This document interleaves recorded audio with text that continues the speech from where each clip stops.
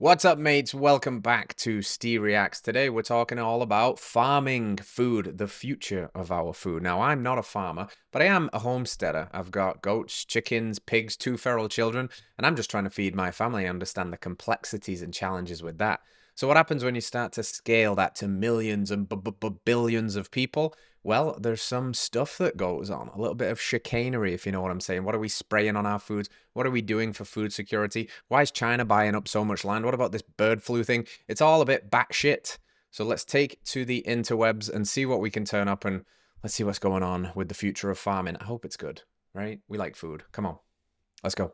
All right, first up, the European Union, as England used to be involved, but we had that Black Brexit thing. So now what's going on in Europe around farming is pretty crazy. If you was watching social media, especially over the summer when a lot was going on, there was the riots. The riots was tractors shooting poop at government buildings. England's been kicking off because of this tax they've been putting on farmland. It's all pretty wild. So let's see some of the scenes from overseas. The French are dumping feces on their government buildings. Yikes. In a protest against high taxes, farming regulations and climate policies, French farmers are having taken to poopy measures. The demonstrations are fueled by discontent with President Emmanuel Macron's environmental policies, which activists say are overly burdensome and are crushing their businesses. You don't want to mess with the farmers, man, because they got the heavy machinery. Yikes. In one notable incident in Cahors in November, farmers deposited 300 cubic meters of manure and waste in front of state buildings. 300 cubic meters of shit. That is the definition of a shit show, isn't it?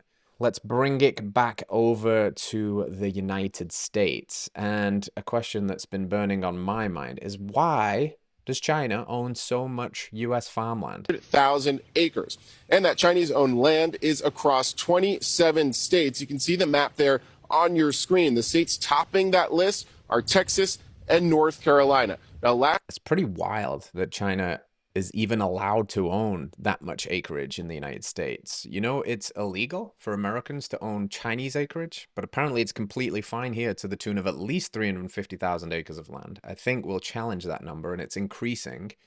The largest sections being in Texas, which doesn't sound very Texan to hand over your land to a foreign entity. That isn't necessarily what we would call our best mates now, is it? China actually owns way more than 384,000 acres, and I'm going to go through the details.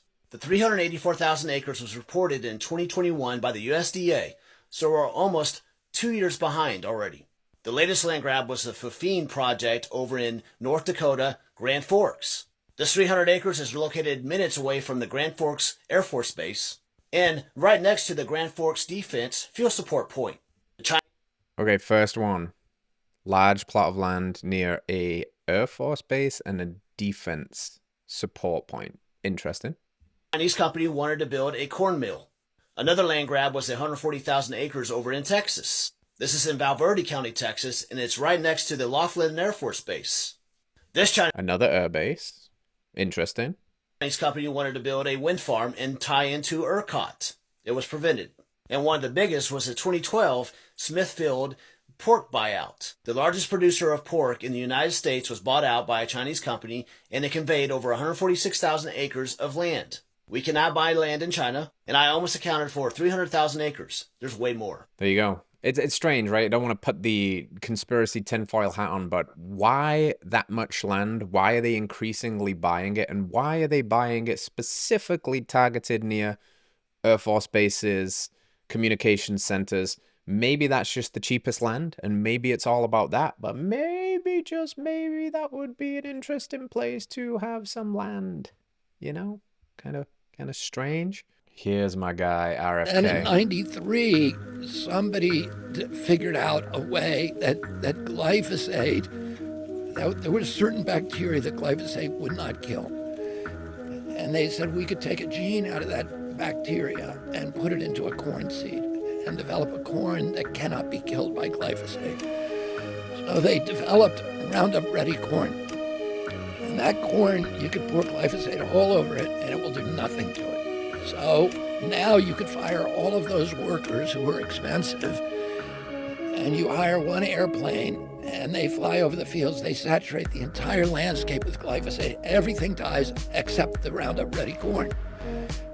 And within a couple of years, Roundup Ready corn was now on 90% of the corn, 95% of the corn in the United States is now Roundup Ready corn. How crazy is that they engineered this thing to be so resistant to a known poison that you can spray ungodly amounts in it and it's just like chilling. But then it becomes the food that you eat. Corn is in everything these days. And how many people are actually sourcing it locally, organic? Almost no one.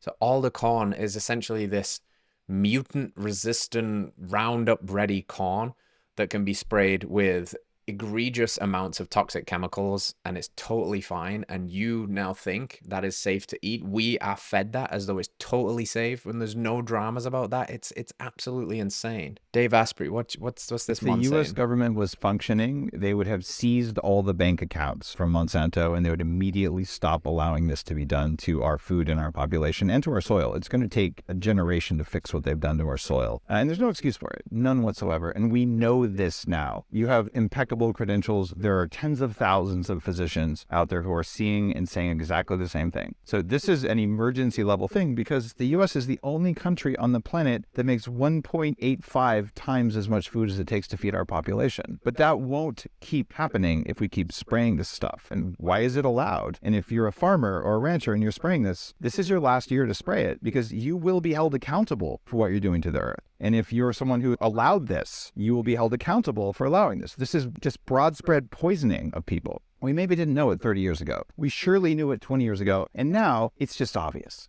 I hope he's right that these people will be held accountable. I think that's the hope of people like RFK Jr.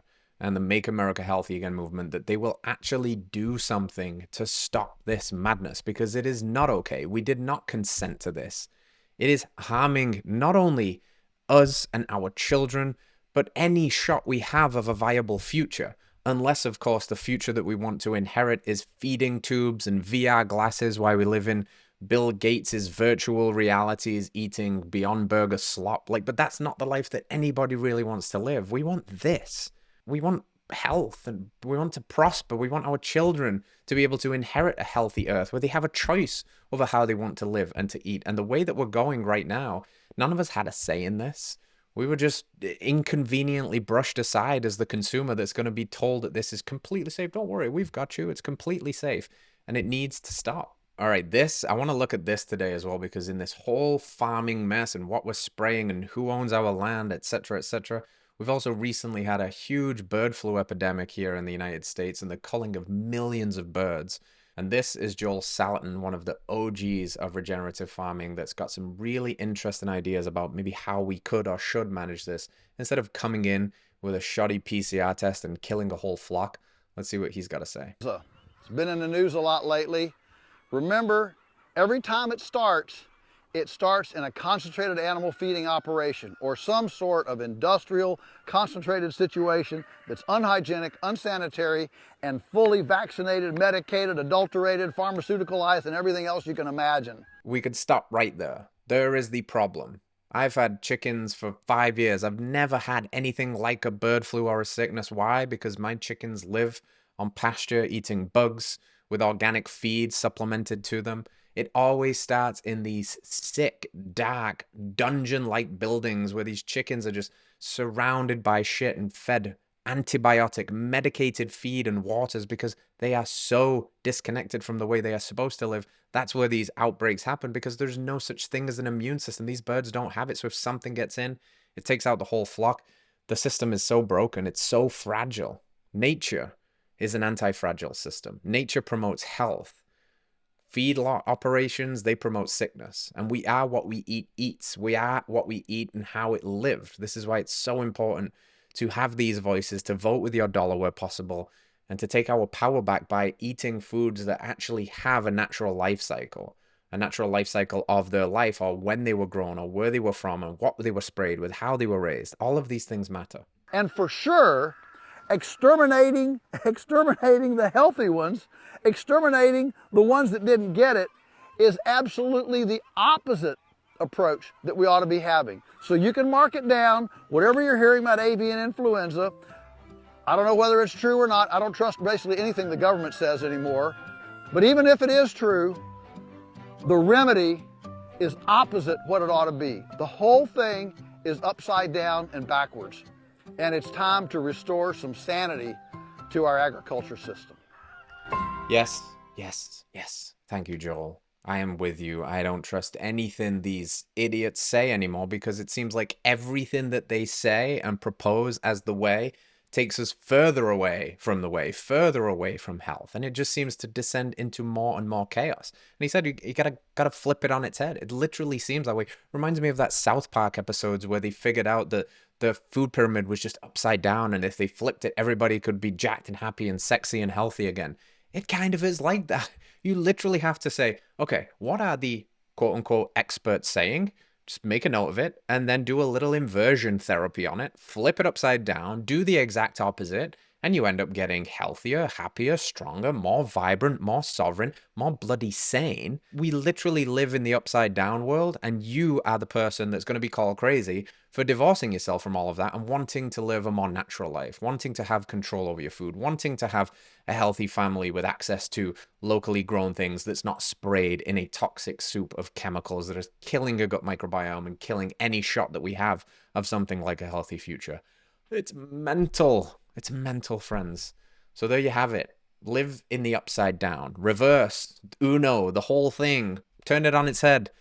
The officials say red meat is bad for you. Eat more of it. The officials say pasteurized milk is safe. Raw milk is dangerous. Drink more of the raw. Ignore what they are telling you because what they are telling you is not working.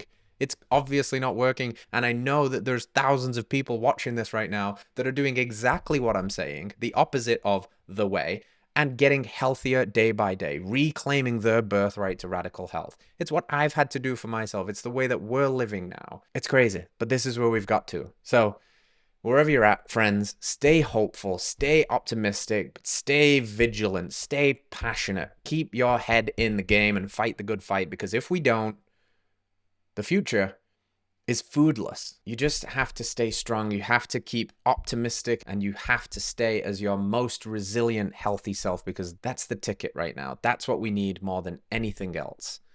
If you're with me, drop me a comment, leave a like, spread this message, and let's save the world. Sounds dramatic, but I kind of think that's what we're doing. And I'll see you next time. Peace.